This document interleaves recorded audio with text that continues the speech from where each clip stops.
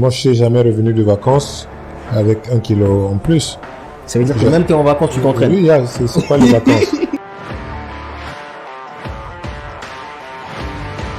Minimum 7 séances. Par semaine? Par semaine. En gros, tu t'entraînes tous les jours, quoi. Non, je m'entraîne tous les jours. Moi, j'étais heureux en jouant dans la rue au Cameroun. J'étais heureux en jouant sans gants. Mais tout ce que je voulais, c'était jouer au foot.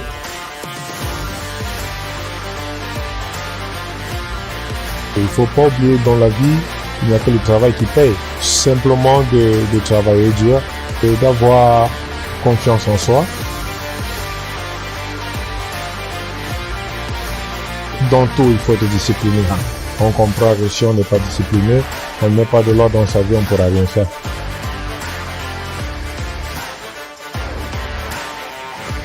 Salut Carlos. Salut. C'est un plaisir de t'avoir aujourd'hui. Ça me fait hyper plaisir de passer ce moment avec toi. Plaisir partagé. Super. Alors, je doute que ceux qui vont nous regarder, je doute que il y en a qui te connaissent pas. Mais voilà, je vais te laisser quand même le temps de te présenter. Donc, dis-nous qui tu es et voilà, parle-nous un peu de toi. Non, on va faire simplement bonjour à tous. Je suis Idriss Carlos Kameni, lion indomptable du Cameroun, ancien gardien de but de l'Espagnol de Barcelone, Malaga Football Club et Fenerbahçe en Turquie. D'accord, super. Et n'oublions pas de dire que j'ai eu toute ma formation de jeune au centre de formation du HAC au Havre. D'accord. Ok, super. Et du coup, d'où t'es venu cette envie de devenir un footballeur professionnel? C'est un rêve d'enfant? Enfin, comment t'es venu cette idée? Tu t'es levé un matin, je veux devenir footballeur professionnel. Comment? Non, il faut déjà savoir que le Cameroun, c'est une terre de foot. D'accord. Donc, étant tout petit, je jouais dans la rue comme tout jeune Camerounais. D'accord. Mais avec le temps, j'ai eu comme idole Thomas Kono. Thomas Kono. Qui est un mythe en ce qui concerne le poste de gardien de but en Afrique et dans le monde. D'accord. Et tous on voulait être comme lui. Et donc, c'est comme ça que j'ai commencé à basculer vers le poste de gardien de but. Et aujourd'hui, je suis content de la carrière que j'ai eue. Ok. Et qu'est-ce qui t'inspire vraiment chez lui? Chez Thomas Kono? Non, il y a des choses qu'on a du mal à expliquer. Quoi, par exemple? Sa prestance, c'est comment est-ce qu'il est sur le terrain dans le but, son allure et surtout son efficacité dans tout ce qui est travail de gardien de but. D'accord. Et du coup, tu me disais que le football au Cameroun, c'est naturel, donc c'est ce que fait tous les enfants. C'est naturel chez tous les enfants de jouer au ballon. À la base, c'est comme le basket aux États-Unis. Donc, il y a d'autres sports aussi. Et en Afrique, on a excellé dans ces disciplines. Mais le foot, c'est un peu le sport roi. D'accord. Super. Et donc, tout à l'heure, tu m'as parlé du Havre, le centre de formation qui t'a formé.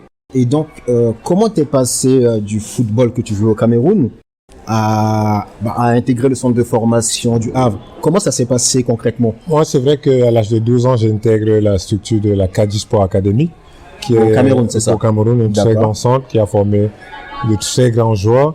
Et beaucoup ont fait partie. Samuel Eto'o est passé par là. D'accord. On a eu Djemba qui est passé par là, Mbami qui est passé par là, Makoun, Bia, Chedjou, Madjek, Nkoulou. Et beaucoup qui ne sont pas devenus des stars, mais qui ont joué dans de très grands clubs en Europe. Donc, c'est un vivier d'excellents joueurs. Et ce centre est en partenariat avec beaucoup de clubs européens, d'où le Havre. Donc, il a suffi que je vienne au Havre pour une période d'essai et c'est comme ça que j'ai été retenu. J'imagine que pour venir faire le test au Havre, ils ne prennent pas tout le monde. C'est entre guillemets les meilleurs ou ils prennent sur un coup de chance? Non, mais la chance, elle n'existe pas. Ils avaient demandé certains joueurs, certains profils qui leur a été donné. Nous étions 9 à faire le déplacement pour le Havre. 3 ont été retenus et Bensi, Ndiba et moi. Et les autres 6 autres ont continué dans d'autres clubs. Tu faisais partie des 3 du coup? Ouais. D'accord. Et donc, arrivé au centre de formation, tu as été champion de France de moins de 15 ans, si je ne dis pas de bêtises. Félicitations en passant. Et d'après toi, qu'est-ce qui fait la différence entre les joueurs qui sont rentrés au centre de formation et ceux qui ont pu se construire et avoir des opportunités de carrière fructueuses? Parce que j'imagine que c'est pas tous les joueurs du centre de formation qui après vont trouver des bons clubs et jouer des grands matchs. C'est pas tout le monde. Non, c'est pas tout le monde, mais il faut reconnaître que se retrouver déjà dans un très bon centre de formation, d'accord, c'est, je dirais pas un 80% de possibilité de réussir, mais on a un avantage par rapport à ceux qui se retrouvent dans la rue, parce que sur le plan de la structure, on est logé, on a un suivi, la nutrition, l'hygiène de vie. Si on respecte, ça facilite un peu notre avancée. Et beaucoup sont passés par les centres, ne sont pas arrivés parce qu'ils n'ont pas mis en pratique tout ce qui leur avait été demandé. Il faut reconnaître aussi qu'il y a aussi ce facteur chance. Ah, ok, d'accord. Et du coup, pour toi, les joueurs qui ont pu sortir du centre de formation et avoir une carrière comme la tienne, quels sont les facteurs que tu peux voir chez toi ou chez certains de ces joueurs qui leur permettent de pouvoir sortir du club de formation et aller loin?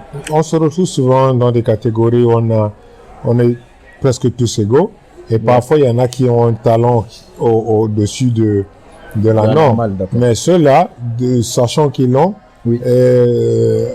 baissent un peu les bras et se disent que seul le talent fera l'affaire. Et il ne faut pas oublier que dans la vie, il n'y a que le travail qui paye. On peut être petit de talent, si on ne travaille pas, on n'arrivera nulle part. Et je préfère une comparaison avec ceux qui avaient moins de talent, qui ont cravaché dur, n'ont jamais lâché les bras et sont arrivés très haut. Ok, super. Donc si j'ai bien compris, la manière dont les joueurs travaillent et mis sur leur talent, ça fait totalement la différence. C'est différent. Ça fait une très grosse différence. D'accord. Bon, maintenant, un aspect dans lequel tu es connu, c'est le fait que tu sois hyper décisif. Tu as su arrêter la pénalty de Cristiano Ronaldo.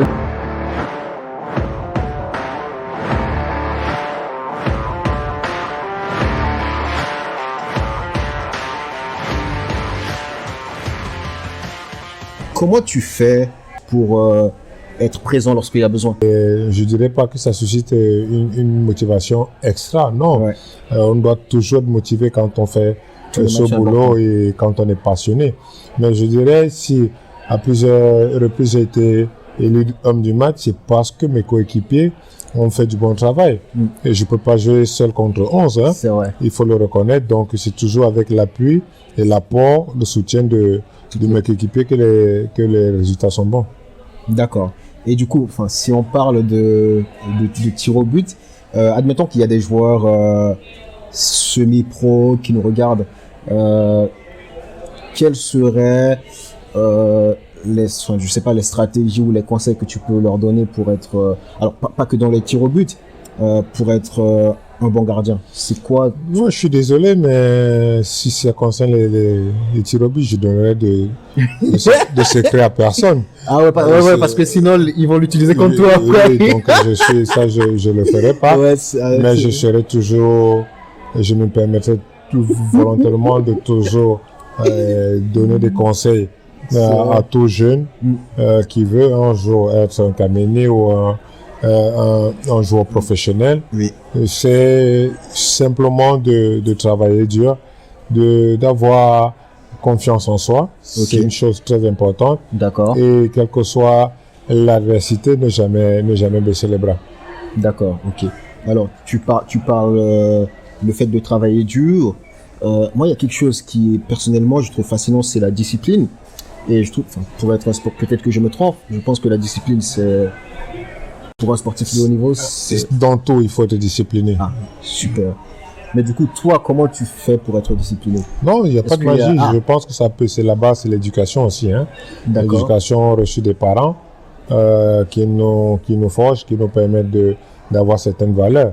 Et après, avec le temps, on comprend que si on n'est pas discipliné, on ne met pas de l'ordre dans sa vie, on ne pourra rien faire. Waouh. Mais est-ce que il t'est arrivé des fois de te confronter à ce genre de... Par exemple, tu sais que tu as un match, tu sais que tu dois manger, c'est un exemple, hein, manger moins de burgers ou moins de frites à tel moment, ou tu sais qu'aujourd'hui c'est l'heure de l'entraînement. Alors, quand je dis tu, je parle d'une personne quelconque, je parle pas de toi spécifiquement. Quand une personne sait qu'aujourd'hui il a un entraînement, mais il n'a pas vraiment envie, est-ce que ça c'est des moments qui t'arrivent ça? Non, ça m'arrive pas. Je suis un passionné de foot. J'ai toujours envie de m'entraîner. Et en ce qui concerne l'alimentation, je rends grâce à Dieu parce que je suis pas un friand de ce genre de choses, surtout des fast-food. Hein. Ça, okay. Ah ouais. Depuis longtemps, j'ai compris que ce n'était pas bénéfique pour la santé du sportif. Et comme moi, je voulais arriver au plus vite et au haut niveau, donc je me suis très rapidement donné les moyens de les mettre à côté et d'essayer d'avoir une hygiène de vie respectable. D'accord. Donc, alors peut-être que je me trompe, si j'ai bien compris, c'est parce que tu adores vraiment le foot et c'est pas, tu te poses pas la question quoi, pour savoir non j'ai pas envie. Ça ne me pèse pas, ce n'est même pas une contrainte pour moi de mieux m'organiser, d'être discipliné. Super. Alors, si tu dois choisir, alors peut-être que tu en as plus, mais si tu devrais nous partager 3 moments de ta carrière qui t'ont marqué, ce serait lesquels? 3 moments, il y a... Ou peut-être plus, hein, si tu en as. Non, mais c'est... Chaque année a quelque chose de positif. Et je dis toujours, même quand on traverse des moments difficiles, il faut se servir de ces moments pour trouver du positif en ce qu'on vit. D'accord. Donc, mais je dirais, il y a 2000, le sacre champion olympique avec le Cameroun. Ouais.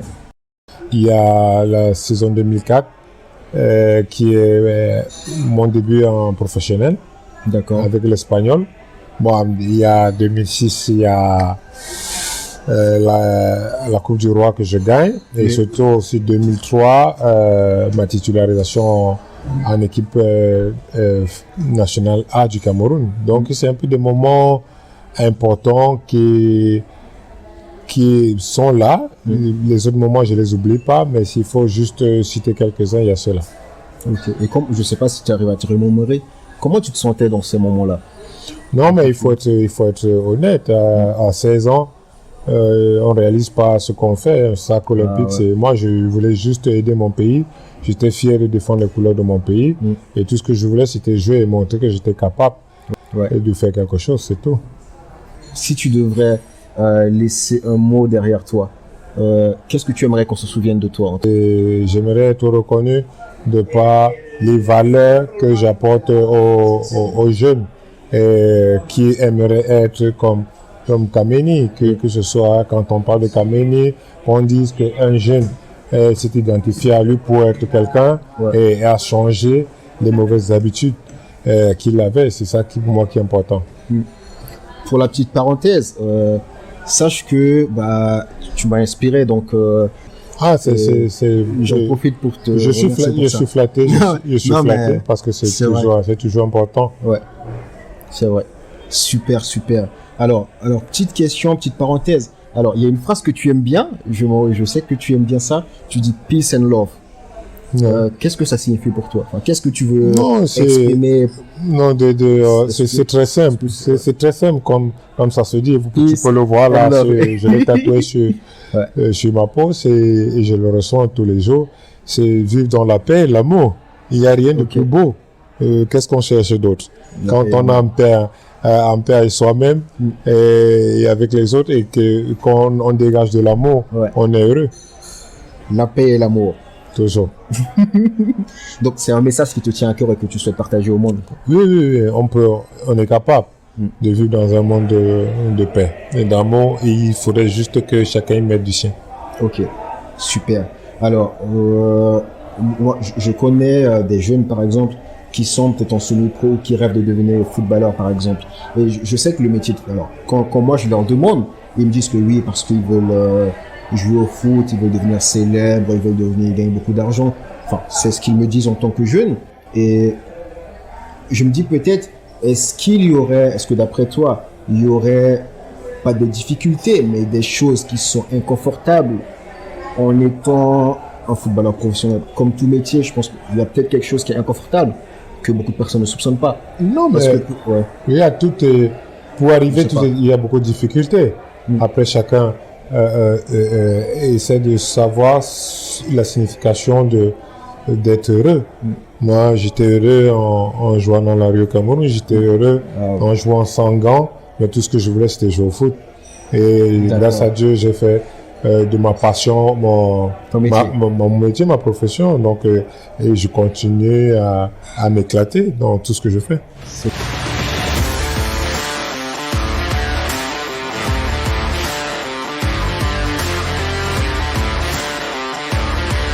Si là, tu as un jeune là qui nous regarde, et bon, on va le faire en deux volets. On a un jeune qui nous regarde, qui veut devenir un gardien de foot. On va faire la première, un jeune qui veut devenir gardien de foot et un qui veut devenir footballeur professionnel tout court. Si tu devrais lui donner quelques conseils, qu'est-ce que tu lui dirais? Non, mais je vais juste dire aux jeunes qui veulent être gardien de but qu'on est souvent abandonné à nous-mêmes parce que ce n'est pas évident. Tout le monde a le droit de commettre des erreurs, mais quand c'est le gardien, ça se paye cash. Donc, et ceci demande une force mentale hors norme. D'accord. Donc, c'est toujours être fort, sachant à un moment donné qu'on va se retrouver seul. Et quand ça arrive, il ne faudrait pas baisser les bras. Et c'est beau le métier qu'on fait. C'est plein de responsabilités, un gardien de but. Et si on a choisi d'être gardien, il faut aller jusqu'au bout. Donc, beaucoup de force, beaucoup de courage et beaucoup d'entraînement. Mais pour un jeune qui veut être footballeur professionnel, c'est de prendre plaisir, de travailler très dur. Et j'aime souvent dire, prendre plaisir à souffrir. Et je dis aussi souffrir avec plaisir. Quand je vais m'entraîner, quelle que soit l'intensité de l'entraînement, je me dis que ça me fera du bien. Donc, dans la souffrance, je prends plaisir. Prendre plaisir à souffrir. C'est waouh. Mais c'est clair. Je dis à mon fils et mes enfants qui veulent être footballeurs. D'accord. Moi, je ne suis jamais revenu de vacances avec 1 kilo en plus. Ça veut dire que même quand tu es en vacances, tu t'entraînes. Oui, c'est pas les vacances. Les vacances, c'est juste enlever le poids, le stress de la compétition. Ça ne veut pas dire qu'on arrête les entraînements. C'est juste se retrouver en famille, avec les amis, prendre du beau temps en enlevant le stress de la compétition. C'est ça les vacances. Mais ça ne veut pas dire arrêter de s'entraîner. C'est-à-dire que lorsque tu pars en vacances, tu prends tes équipements avec toi? Oui, non, j'ai toujours tout. Waouh! J'ai toujours tout. Ok. Alors, je sais pas si... Alors, tu peux ne pas le dire si tu penses si c'est personnel. Quelle est ta fréquence d'entraînement en tant que gardien de but professionnel, par exemple? Oh non, par semaine, j'ai un minimum de... Je peux te dire minimum 7 séances. Par semaine? En gros, tu t'entraînes tous les jours, quoi? Non, je m'entraîne tous les jours. Il n'y a que le dimanche, que souvent je ne m'entraîne pas parce que je vais à la messe à l'église avec la famille et on va manger. Mais généralement, j'ai des séances de 2 séances par jour et entre 2 jours, de mettre une seule séance. Ok, et du coup, c'est ce qui te fait 7 séances par jour. D'accord. Ok. Et alors, une séance, c'est combien d'heures à peu près? Non, ça dépend. En salle, si c'est le matin, c'est 1h30. Et dans l'après-midi sur le terrain, ça va 1h30 à 2h. Ok. Donc, dans tes séances, il y a des séances où tu vas juste à la salle pour entraîner la cardio, le physique. Un peu tôt. Et des fois, tu entraînes et l'après-midi, c'est spécifique gardien de but. Ok. D'accord. Et juste par curiosité, comment tu fais par exemple pour éviter de te blesser en t'entraînant? Je m'entraîne bien. Je prépare mon corps, je le prépare bien et je m'alimente bien et derrière aussi le repos. Je pense que ces 3 facteurs sont très importants pour éviter d'éventuelles blessures. Ok, donc c'est en faisant les bons gestes, en mangeant bien et en te reposant quand il le faut. Tout à fait. D'accord. Avant de finir, j'ai une liste de dernières questions qui sont rapides. En gros, ce seront des questions qui sont intuitives. T'as pas à réfléchir beaucoup, tu peux réfléchir pendant 2-3 secondes. C'est des questions rapides, tu as juste à donner une réponse on y va. Du tac au tac. Tu es prêt? Ouais. C'est parti? Je suis prêt. Allez. Alors, la première chose que tu fais le matin? Ma prière. Super. Ton film préféré? Franchement, je suis pas cinéphile. T'es pas trop film, d'accord. Ta musique préférée peut-être? Ouf, je suis international, mais j'adore le Ndombolo. Le Ndombolo, super. T'as un titre ou Non, tout. Super. Ils chantent bien tous ces gens. Ok, super. On a juste à mettre le rythme, mais c'est super. Combien d'heures tu dors par nuit? Minimum 8. Minimum 8 heures. Ah, ton prochain objectif? Retrouver l'élite. Retrouver l'élite, super. Une autre passion en dehors du foot? Le volleyball. Ah, le volleyball. Ok. Quel animal te représente le mieux? On aime m'appeler le chat, comme je suis félin. Ouais. Et il y a beaucoup qui, châtiquent, la panthère et tout ça. Donc, en gros, c'est... Ah, je croyais que t'allais dire le lion. Mais... Non, le lion, c'est la même famille. C'est le roi, mais c'est... Un chat indomptable aussi? Non, il ne faut pas dire un chat indomptable, c'est un lion. Ça ne changera pas. Ok. Lion, il joue, lion pour toujours, c'est la vie. Ah ouais. Ok. Alors, le défaut que tu n'aimes pas chez les autres? L'hypocrisie. L'hypocrisie, d'accord. L'endroit que tu aimes aller pour te ressourcer? Mon pays. Ok, le Cameroun. Ouais. Ok. Ta plus grande source d'inspiration?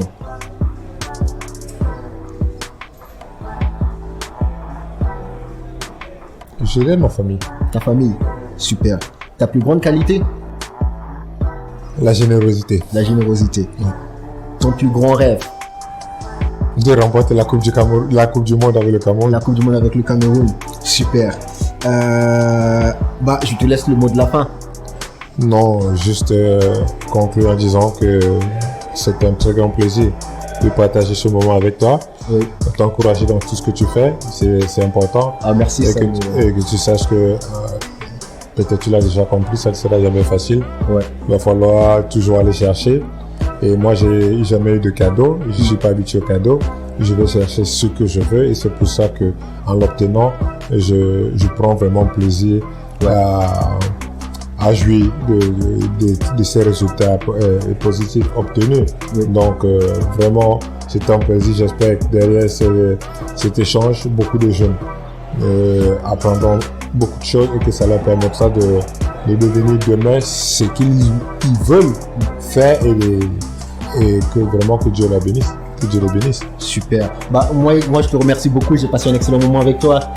C'est un plaisir.